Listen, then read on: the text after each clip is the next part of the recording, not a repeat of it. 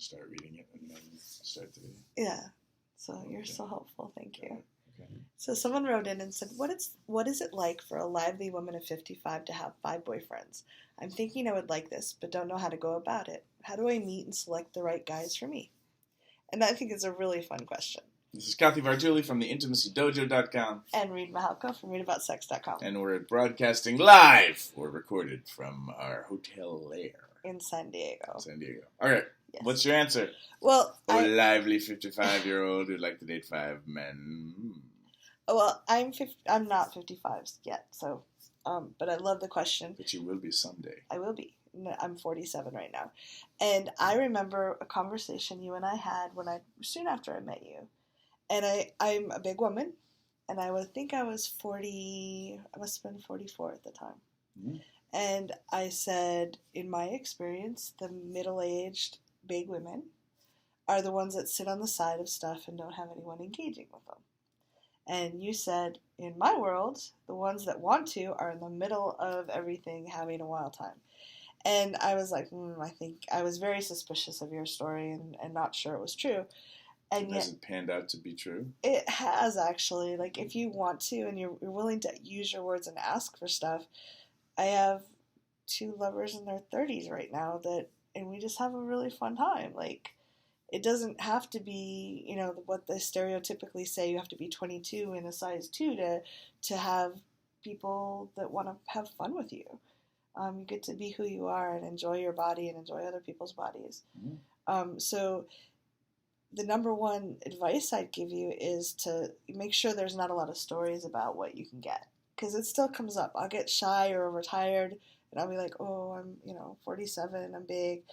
And when I'm in that space, it's really hard to engage with people. That noise is so loud that I'm not connecting. And what do you do to turn the volume down on that noise? Well, again, this is your advice, and it worked really well. I tell somebody. I'm like, I'm feeling really insecure right now. I'm feeling like I'm too big and too old to be attractive. And if you can say it not from the point of a victim point of view. And sometimes I need to go to a friend and I really need to vent for a little while. Or a therapist. Not that you need to go to a therapist, but some of you will have friends who aren't good listeners. I hang out with you. Cathy has me. And I'm a good listener. I'm sorry, what were we talking about? So you may want to, just share with someone, but just telling someone you're feeling shy or awkward can often, the other person often says, oh, me too, and the great dialogue starts. Yeah, that's great cocktail party event stuff, is go up to people and talk about what you're afraid to talk about or what's going on for you. And a lot of people who are also standing there kind of looking awkward will be like, me too! Yes. And you let the cat out of the bag, and then all of a sudden you can laugh about social dynamics being just like 7th grade, and ha ha ha ha ha. Do you have 4 friends? Because I'd like to date all of you. Right now. And I'm 55.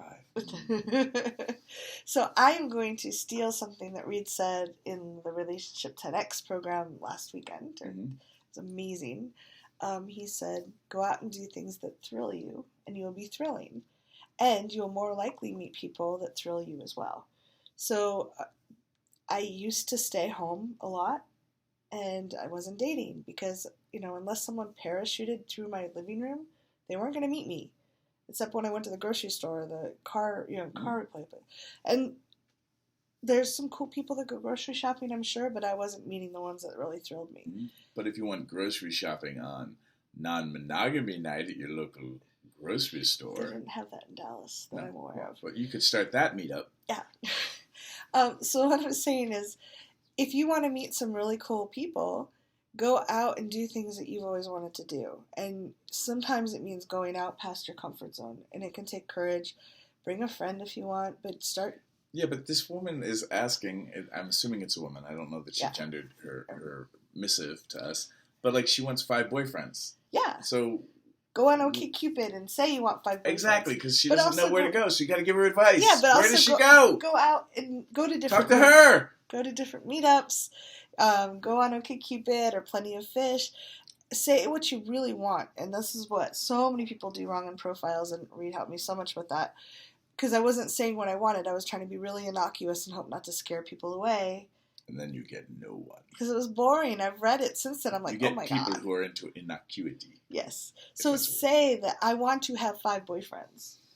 Would you like to be one of the 5 lucky men? Yes. Yes, to share my bed. Yes. Maybe not all at the same time. Maybe. But maybe. It's all okay. Who knows what you're into. Yes. So, just embrace who you are and share who that is and what you really want. And, if you get 3, that's still really cool. Yeah, there's some good odds there. Yeah. Why is 5? Why not 6? Why not 7? Why limit yourself? Why limit yourself? Maybe it's 1 for every day of the week. Oh, and then you have like weekends underwear. Because you might need the weekends off. It's like Monday through Friday underwear. Wait, so you don't wear underwear on the weekends? No.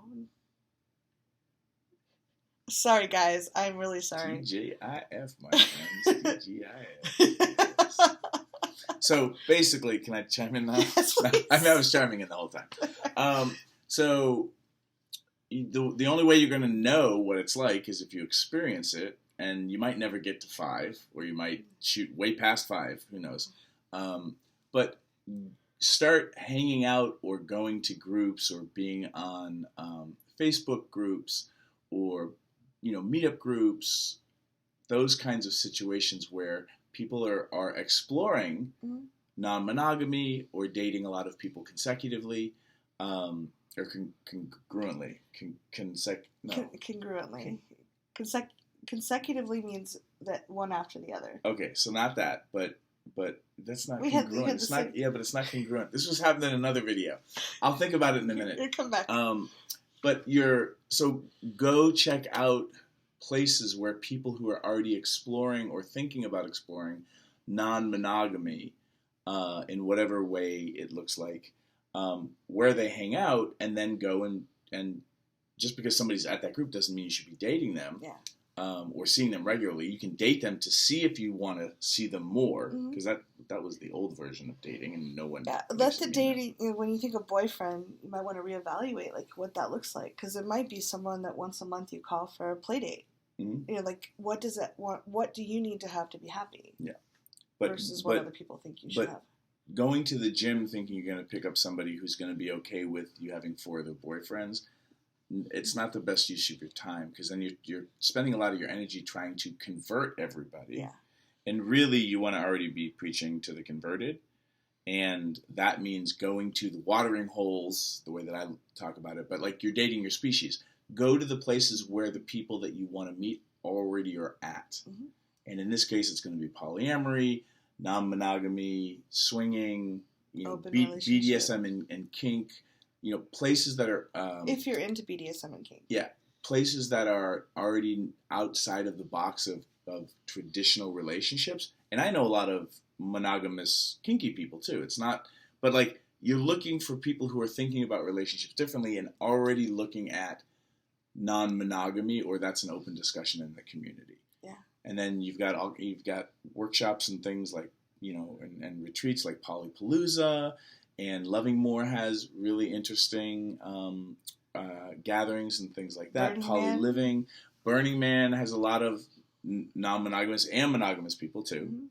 Mm-hmm. So you're going to be going in those directions. OkCupid, their algorithm and how they run their site is better for non-monogamous people. Plenty of Fish is not bad. Plenty of Fish is not bad. Things like Tinder and whatnot. Again, if you're 55, you're probably not using Tinder. But Tinder's more of a hookup app, which doesn't really vet for people who are good at non-monogamy. They may just be hooking up with lots of different people. And that's okay. That's okay, but depends on what you mean by boyfriend. OkCupid, Facebook groups about polyamory, that kind of stuff. Go there. Let us know how it goes. And if you're one of those 5 lucky guys, let us know how it goes too. Leave comments. Yay. That was a fun question.